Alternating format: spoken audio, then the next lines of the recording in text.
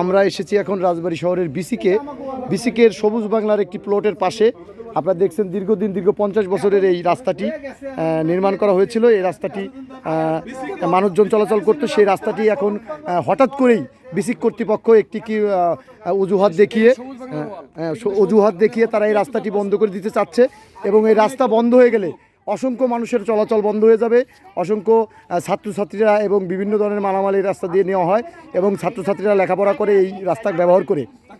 চাকরিজীবীরা রয়েছেন, এখানে অসংখ্য পরিবার রয়েছেন। এই রাস্তাটি বন্ধ হলে প্রায় আধা কিলোমিটার পথ তাদেরকে ঘুরে তাদের বাড়িতে যেতে হবে এবং তারা চরম দুর্ভোগে পড়বেন।